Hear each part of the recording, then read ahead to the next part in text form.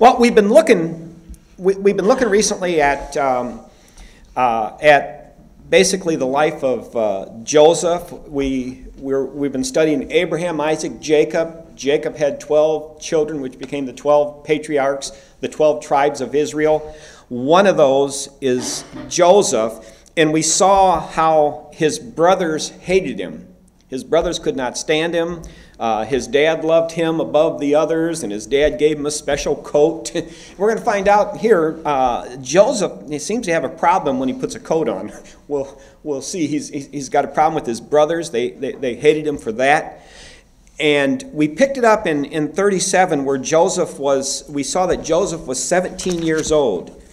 And just to get a little bit of a timeline on this thing here, sometimes it's good to know dates and to kind of understand how old people were and stuff like that. We see here when Joseph was taken and thrown into slavery, he was 17 years old.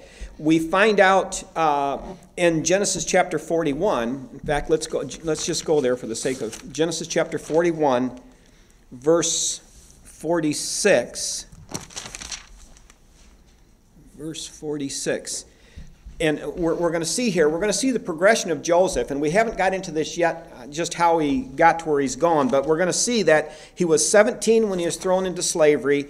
He was 30 years old when he stood before Pharaoh, and then in Genesis chapter 45, if you turn there real quick, Genesis chapter 45, we're going to see that Genesis chapter 45, verse 6, gives us another bit of a timeline. We know, or we will know as we get into this, that one of the dreams that Pharaoh had was there's going to be 7 years of famine and 7 years of plenty. And what we have here, Joseph is dealing with his brothers. His brothers came to him, and that was after 7 years of plenty and 2 years into the famine. So in Genesis chapter 45, verse 6, when Joseph addresses his brothers and they don't know who he is, he's got to be about 39 years old right then. So we kind of get an idea of what's going on. And if you take 39 minus 17, if my math is correct, and it rarely is, but if you were to look at that, you would see that Joseph was in Egypt for 22 years at this point. So you can see that as we go through this, that's just to give us a little bit of a timeline of what's going on. If you're 17 here, and if you're 30, and if you're 39, you kind of get an idea of what's going on. But what we learned here is Joseph was sold into slavery. He was sold basically because of Genesis chapter 37, verse 11. His brothers envied him, and we looked at that envy and how dangerous and despicable and evil envy is. And his brothers, for envy, sold him into slavery. And we also know that Jesus was delivered, as we look at types and such, and Joseph being the greatest type of Jesus in the Old Testament, we know that Jesus was delivered for envy. The rulers, the Pharisees, the leaders, because of envy, they delivered Jesus to be crucified. So you see there again another type of Joseph being a type of the Lord Jesus Christ. Now we're going to pick it up here, and what we want to do is here's Joseph at 17 years old. He gets sold into slavery. Now, how does he get to the next stage, which is Potiphar's house? So Joseph goes from his family into the pit, out of the pit, sold into slavery, and from there he ends up in some man named Potiphar's house, and from Potiphar's house he ends up in prison again, and then out of prison and in Pharaoh's house, and becomes the second leader in all of Egypt. Now, it's kind of interesting there. If you ever think you're getting a raw deal, things just aren't fair. God, why don't you love me? Why is all this stuff happening to me?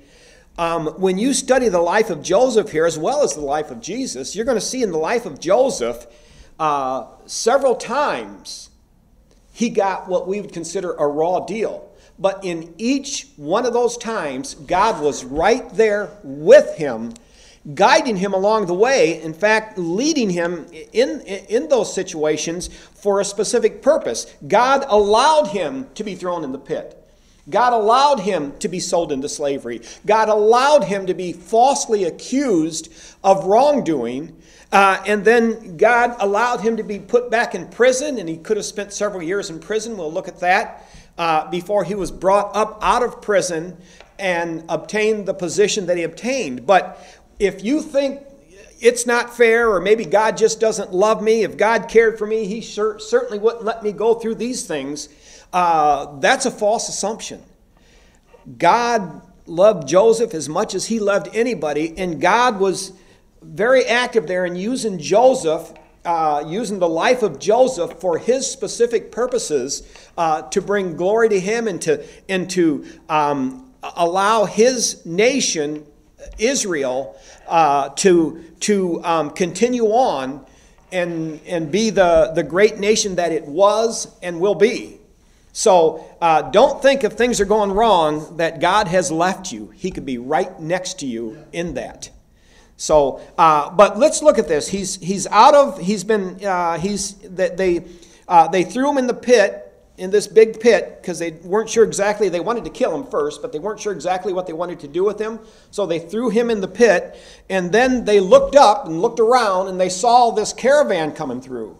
And they said, look, why should we kill him? I mean, he is our brother. Why should we actually kill him? Let's just be nice and sell him into slavery.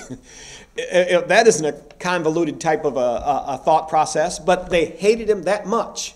Oh, they hated Jesus enough to kill him. Again, a type of Jesus. So they picked Joseph up. They made a deal for 20 pieces of silver. We'll give you, you give us 20 pieces of silver. We'll give you this nice, healthy 17-year-old boy that you could go and sell somewhere and make a profit off of him. That's basically what's going on here. So what we want to see is, how does he get out of the pit into Potiphar's house? And we find that here. Where do we want to pick this up? Let's go to verse 36 of Genesis chapter 37. Genesis 37, verse 36. He got into the hands of the Midianites as he was being brought into Egypt. Verse 36, and the Midianites sold him into Egypt unto Potiphar, an officer of Pharaoh's and captain of the guard. So what happened here is, as this caravan, they picked up this nice, healthy young boy who was screaming and kicking and fighting all the way, I imagine. I certainly would have been doing that if my brothers just sold me into slavery and I'm being carried off by a strange group of people to go to who knows where and to do who knows what. He was carried off, and the Midianites got there into Egypt, and they come across Potiphar, who was he had a pretty good position. He was one of Pharaoh's officers, and he was the captain of the guard. He was in charge of the prison. He was in charge of the executions. And so he was a pretty important person. And Potiphar said, you know what? I've got a beautiful house. I've got a beautiful layout. I'm pretty busy cutting heads off and serving Pharaoh. I need somebody to take care of all that I have.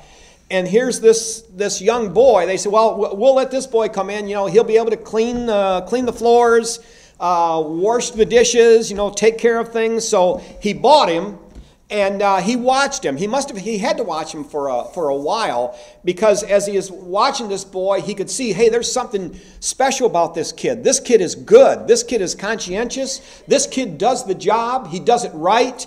And so as Potiphar was watching this young boy, he kept giving him more and more responsibilities, because he could see that he could handle those responsibilities more and more. And it wasn't too long before Joseph was in charge of all of Potiphar's house. Now, isn't that kind of interesting? Even in a bad situation, here's a young man. You would think God left him because he was thrown into slavery, into a foreign country. And what we see with this kid is that exactly what Potiphar saw was, wow, God, the Lord, is with this young man. And this young man is doing great things. So Potiphar was very happy, very confident. Potiphar didn't worry about anything in his house. I would like that. That's one of the reasons we moved into an apartment. I was tired of dealing with shoveling snow and cutting grass and repairing things. And so it was sort of, we couldn't afford a slave. We couldn't get anybody to take care of everything for us. So we had to do the next best thing, is get into a position where we didn't have to do those things. So Potiphar said, hey, I got a young man here. He's zealous. He does a crack job at what he does. I'm going to put him in charge of everything, and I'm just going to deal with the things I want to deal with. I'm just going to go off and do my job. If I want to do something, I do it. If I don't want to do it, I don't, because I know it's going to be taken care of. Because this young man that I bought, this young slave that I bought, I can see the hand of the Lord on him, and God is blessing him in all that he does. And because God was blessing Joseph, Potiphar was being blessed. And isn't that kind of interesting? You think of in Acts chapter 27, when Paul was in that ship, he was being carried across to Rome, and he was in a ship. The first thing Paul said was, hey, we better not get in this ship. We're going to have a problem. It's the wrong time of the year for us to be sailing. And, of course, they ignored him, just like they ignore us as Christians so often. They ignored Paul and said, just get in the ship here. You're just nothing but a prisoner here. And we're certainly not going to listen to you. Well, they should have listened to him, because we know that the wind kicked up, a terrible storm, and the ship was tossing all over the place. And after a little while, after Paul sat there for a little while, he finally piped up and said, look, people, Paul got to say, I told you so. He said, I told you we shouldn't do this. So every once in a while, I told you so is kind of fun. But Paul said, I told you we shouldn't be on this ship. Look what's happening here. He says, but don't worry, because this night God spoke to me, and God said that no one in the ship is going to die. There's going to be no loss of life. The only thing that's going to be lost is the ship. And so the people took a little bit of comfort there. The man of God said there's going to be no loss of life here. What was going on there? The same thing in Potiphar's house. God blessed Paul, and God blessed everybody around Paul because he was blessing Paul, and everybody reaped the benefit of God's blessing upon someone. You realize that the people you know, the family you go around, they're going to be blessed of God because you're going to be blessed of God, and that's just going to be overspray there. You ever wonder why some people, man, they're just as rotten as can be. Why are they seem to be okay? It might be because you as a Christian are right there. Maybe you're a family member. Maybe you're a friend or a former friend there, and you're right in the vicinity. And because God is blessing you, that blessing overflows onto everybody around you. You affect everybody. And Joseph affected Potiphar's house because the Lord was on him, and the Lord blessed all that he did. Paul was blessed of God, and the people in the ship all lived because God was blessing Paul. So maybe our cities, that's why it's so important. Is Swanton a city or a town? Okay, which I probably shouldn't have even had to ask that because I don't know the difference anyway. But Swanton is a city, okay? The city of Swanton is going to be blessed because of Swanton Baptist Church. Amen. God has his hand upon this church, and because God has his hand upon this church, the whole area is going to be blessed. And if the whole area is going to be blessed and that grows, the county's going to be blessed. The whole state could be blessed as a result of God blessing Swanton Baptist Church. Yeah. That's just how it works. And the people are wondering, well, why is this such a good place? Why are great things going on here? It's not because of city government.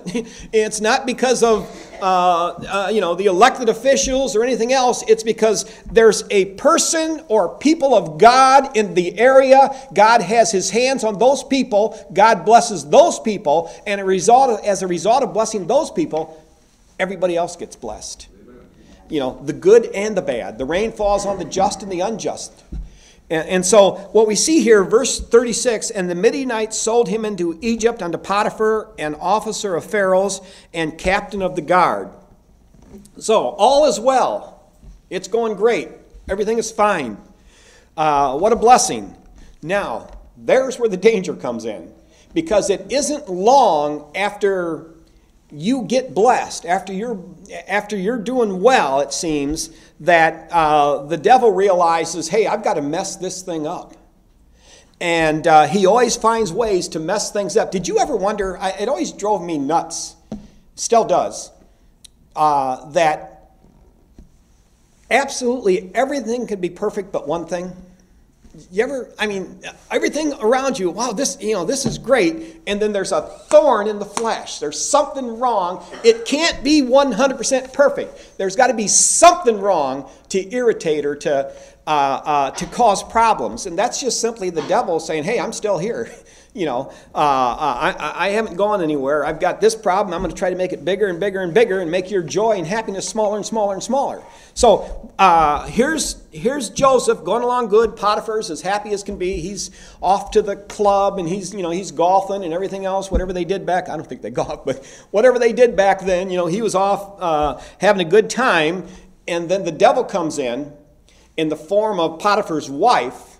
That's why I mentioned last week we're going to see the first cougar in the Bible, and there's nothing new under the sun. Nothing new under the sun, the Bible says. If you think this, wasn't it a big phase a little while ago? They even had TV shows, Cougars or something like that. There's wicked, godless, reprobate Hollywood.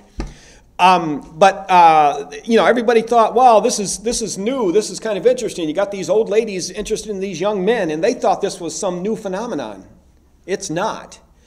This went on here with Joseph here and Potiphar's wife, because Potiphar's wife was sitting around, and if you study Sodom and Gomorrah, the people who say, well, the sin of Sodom and Gomorrah was not homosexuality, they're not looking deep enough. They're saying, look, we saw in the Bible that the sin of Sodom and Gomorrah was wealth and too much time. Yes, and because of the wealth and the too much time and too much going on and too much spare time, that's what led to the sin of sodomy, the sin that went on in Sodom and Gomorrah, and that's what has led to the sin that goes on in this country and any other prosperous country. Too much money, too much time, they're too bored, they got to find things to do, and that ends, the end result of that is, let's experiment any kind of way we can. Drugs, sex, anything. Let's experiment because we're bored and have too much time. That's what starts all the sin. Well, Potiphar's wife is sitting around in an affluent place here, and she saw this young, and when we look into the, as we go in here, we'll see that the Bible talks about Joseph being a goodly person.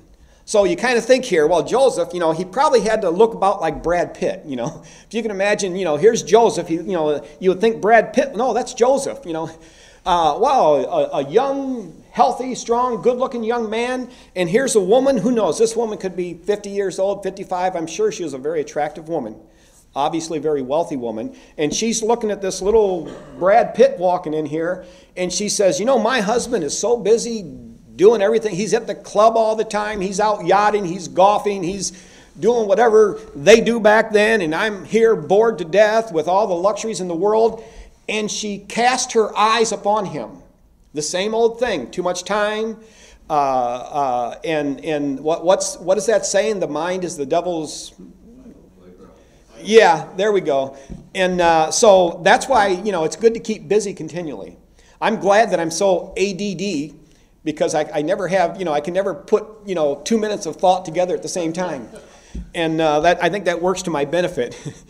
But here Potiphar's wife is looking at Joseph and saying, wow, this is, do they still say hunk? This is one hunk, this young man. And she attempted several times to seduce Joseph. But Joseph, who was very aware of the Lord and very aware of sin, and knew that if he sinned, he was sinning not against Potiphar and his wife, which he actually was, but he was really sinning against God. And Joseph had no intention on sinning against God. And so as we go in here, she makes several attempts to seduce him. And finally, at one point, she's very aggressive.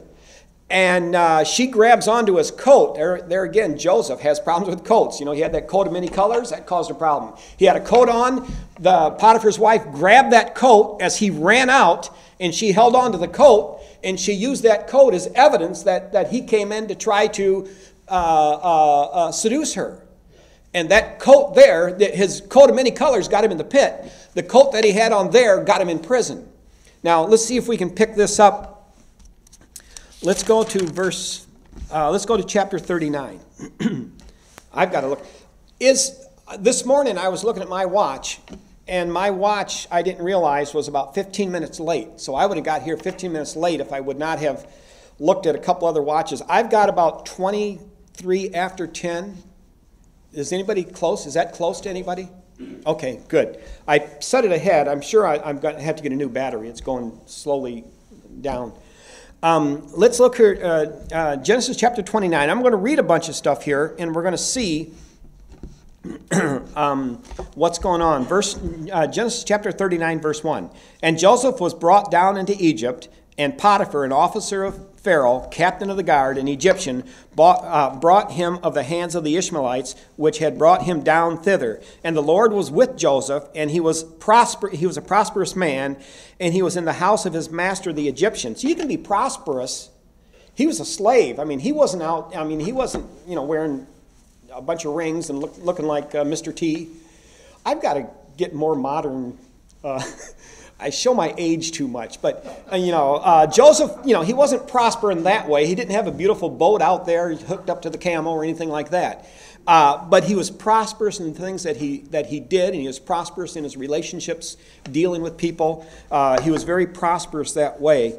Verse 2 again. And the Lord was with Joseph, and he was a prosperous man, and he was in the house of his master, the Egyptian. And his master saw that the Lord was with him. People know when God is with you. People know that. They may not like it, they may mock it, but on the other hand, they're in the back of their minds, they know that if you're living right with God and you're doing right, they can see God. They can see the Lord in your life. Verse 3, and his master saw that the Lord was with him, and that the Lord made all that he did to prosper in his hand. And Joseph found grace in his sight, and he served him, and he made him overseer over his house, and all that he had he put into his hand. As I said before, Joseph was in charge of absolutely everything that Potiphar had. He relinquished all of that to Joseph because Joseph was doing such a great job, and he'd rather be off playing in advancing his career somewhere. And verse 4, and Joseph found grace in his sight, and he served him, and he made him overseer over his house, and all that he had he put into his hand. And it came to pass the time that he had And it came to pass from the time that he had made him overseer in his house, and over all that he had, that the Lord blessed the Egyptian's house for Joseph's sake. And the blessing of the Lord was upon all that he had in the house and in the field.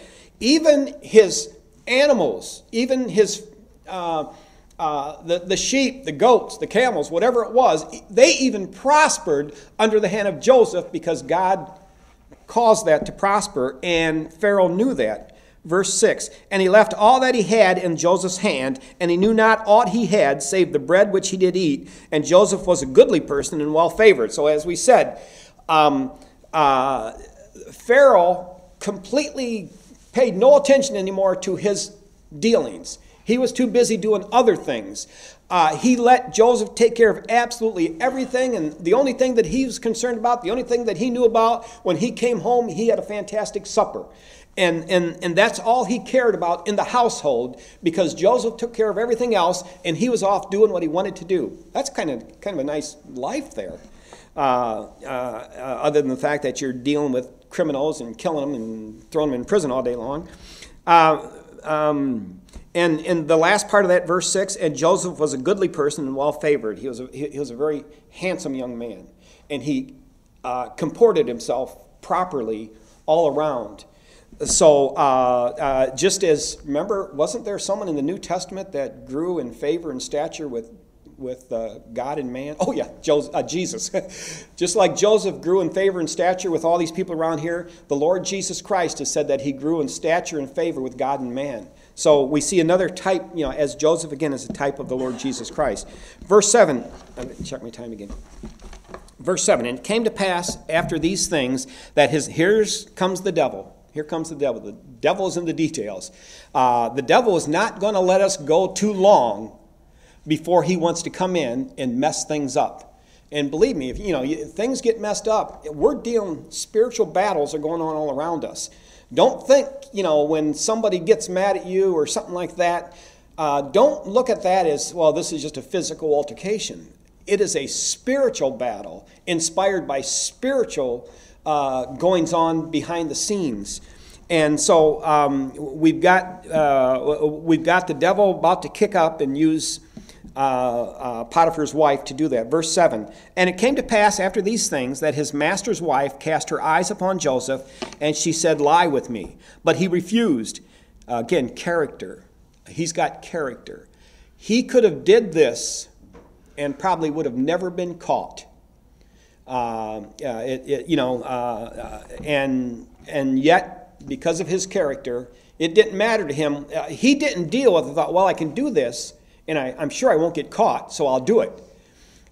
His thought process was, I am a child of God, and right is right, and wrong is wrong, and I'm not going to offend my God by doing something wrong, even though the only people that would know it would be me, Potiphar's wife, and God. He could have got away with it, but he refused that. He had great character.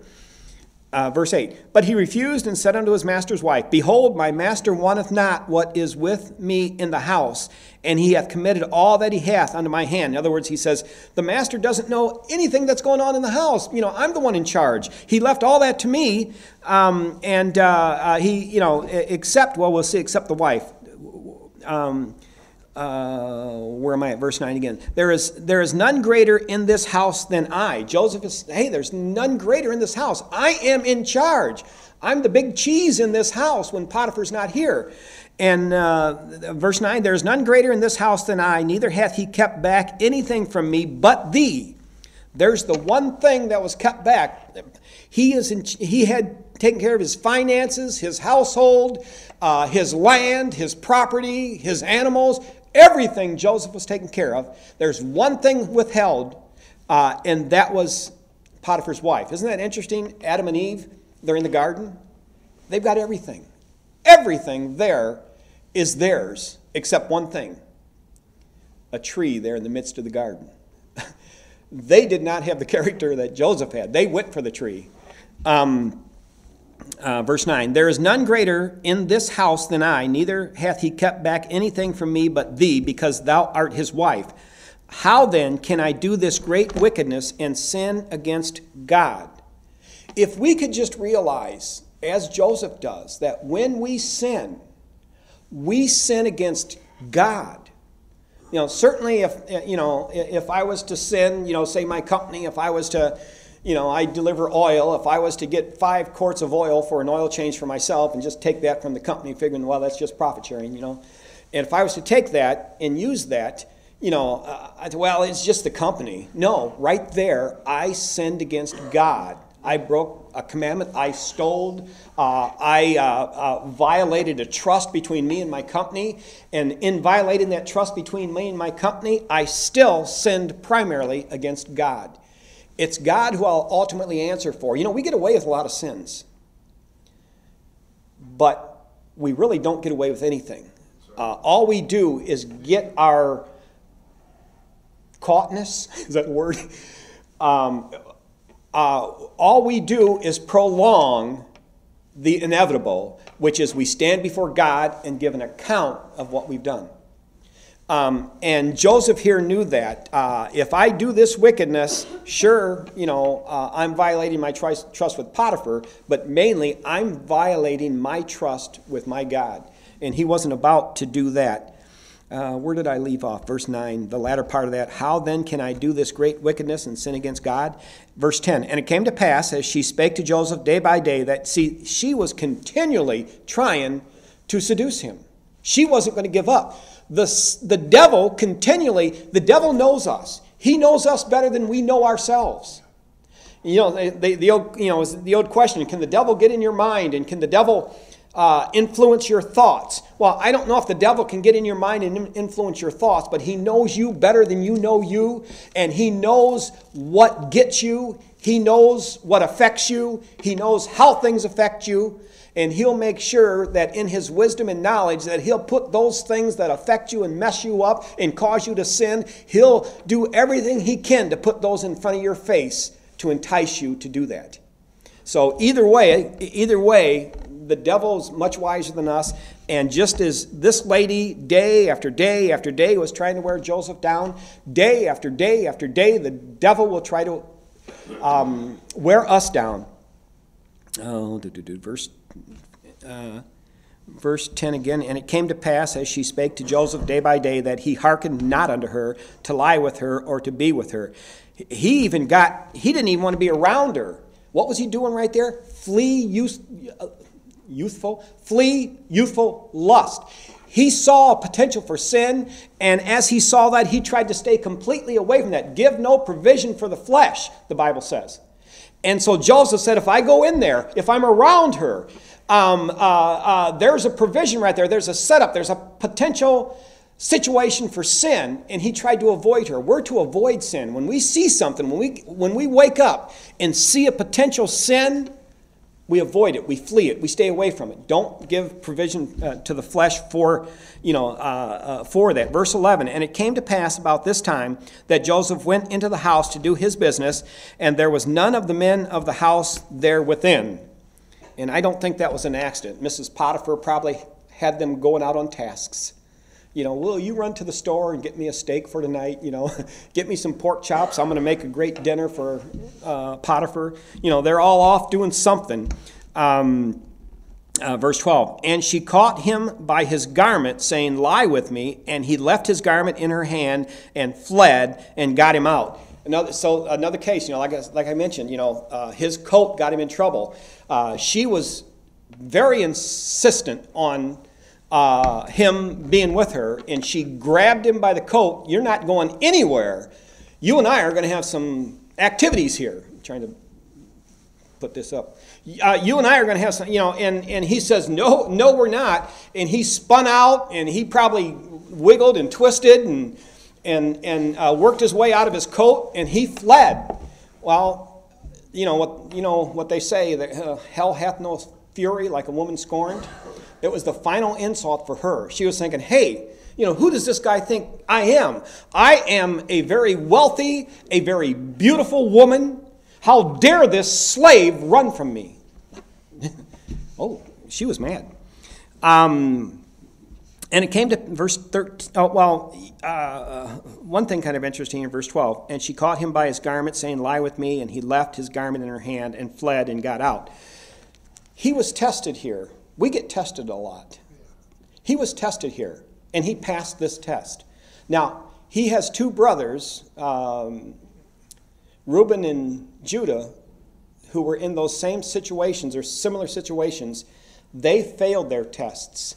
And as a result of them failing this same test, they lost their birthrights. And you're going to see Manasseh and Ephraim coming in there, and you're going to see them taken over because of those two's failures. You find that in 1 Chronicles 5, verses 1 and 2.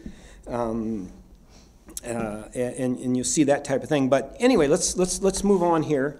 Verse 12, and she caught him by his garment, saying, lie with me. And he left his garment in her hand and fled and got him out. And it came to pass, when she saw that he had left his garment in her hand and was fled, that she called unto the men of her house and spoke unto them, saying, see, he hath brought in a Hebrew. And she's blaming her husband.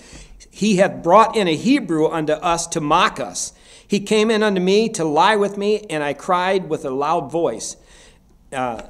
She was lying through her teeth. And they were probably very beautiful white teeth. I'm sure she was an extremely attractive woman.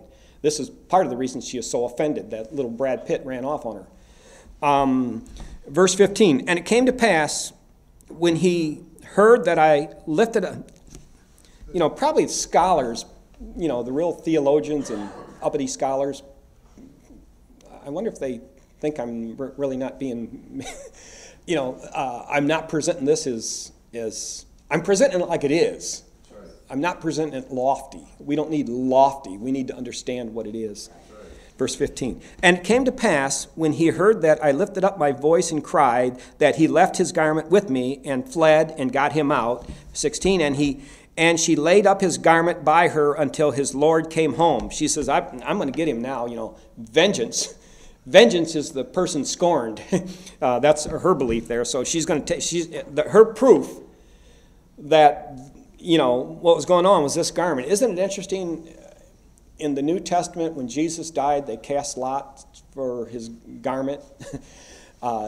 Joseph had a garment, was connected with a garment. Jesus was connected with a garment where they took that and cast lots for it. A lot of similarities here. Verse 17, and she spake unto him, Potiphar, and she spake unto him according to these words, saying, the Hebrew servant which thou hast brought unto me came in unto me to mock me. So right off the bat, she's blaming the husband. You did this. You brought the guy in here. You trusted him. It's your fault. Not that any man has ever heard that. Verse 17 again. And she spake unto him according to these words, saying, the Hebrew servant which thou hast brought unto us came in unto me to mock me. And it came to pass, as I lifted up my voice and cried, that he left his garment with me and fled out. I'm trying to get down to some other things, 19. And it came to pass when his master, what we're getting at here is, how did Joseph get from Potiphar's house, the situation that he was in there, in charge of everything, into a dungeon? And this is how he got there. This is the route that he took. Can you imagine that? Joseph probably thought things are great, God is really blessing, and then bam, that happens. And he's back, he's sitting in a prison wondering, what happened? Where's God? What happened? What'd I do? He did nothing wrong. He did everything right. But God was using him to protect his whole nation, all his brothers, to protect them all, to protect those who put him in that position, basically. Verse 19, and it came to pass when his master heard these words, the words of his wife, which she spake unto him, saying, after this manner did thy servant to me, that his wrath was kindled. When Potiphar heard this, he was mad. I trusted that kid. I trusted him. I trusted him with everything. And look what he did to me. Verse 20. And Joseph's master took him and put him into prison, a place where the king's prisoners were bound, and he was there in the prison. So here's how Joseph got from a 17-year-old boy thrown into a pit, pulled up out of the pit, sold to a caravan, brought into Egypt, sold to Potiphar, in a great position with Potiphar. And then because of the wickedness, because of the devil, the devil wanted to stop the work of God, because the devil wanted to do that, he mastered this situation to put Potiphar's wife right there. Joseph rejected. Potiphar's wife got angry, and in her wrath and in her vengeance, she wanted to make sure that he was punished. So he was taken and thrown into prison. So this is how he got from a 17-year-old boy with a nice-looking coat into a prison. Where he would spend, he could have spent as much as 10 years in prison. Let's say he was 17 years old with Potiphar. I don't know, it could be somewhere here in the Bible that I've missed it, but he had to spend 2 or 3 years at least in Potiphar's house, because he had to be there that long to build up the trust to be put in the position that he was in. And so here he was in, and we know that at 30 years old he got out. So whatever 17 is minus 30, what is that, 17, 13 years? From the time he was 17 years old to 30 years old when he stood before Pharaoh, is that 13 years? Can somebody do that math in their head, 13 years? So there's a 13-year period from 7 years old to standing before Pharaoh. So in that 13-year period, he could have been in Potiphar's house for a few years, maybe a few more. He could have been in prison as much as 10 years or more. But there was a 13-year period there between with Potiphar's house and Joseph being taken out of prison to stand before Pharaoh. So the combination might be in there somewhere, but we know he had to spend at least a few years with Pharaoh, which meant he could have spent as much as 10 years in prison before he was brought out. If somebody can find a scripture there that gives us a time period that he was in Potiphar's house, we would know exactly how long he was in prison. But we know there's a 13-year period there where he is Potiphar's house for a certain amount of that period and in prison for a certain amount of that period. And we'll look at that stuff next week. We want to look at, we're going to see some very interesting things next week that with Joseph being in prison in a type of Jesus Christ, we know the story of the Lord Jesus Christ. He was, falsely accused. He was put up there between two prisoners.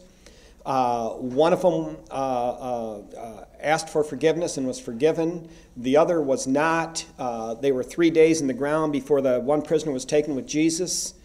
And we're going to find out it's a very, very similar story when we get into Joseph here being in prison and what went on in prison before he stood before Pharaoh. Very similar story.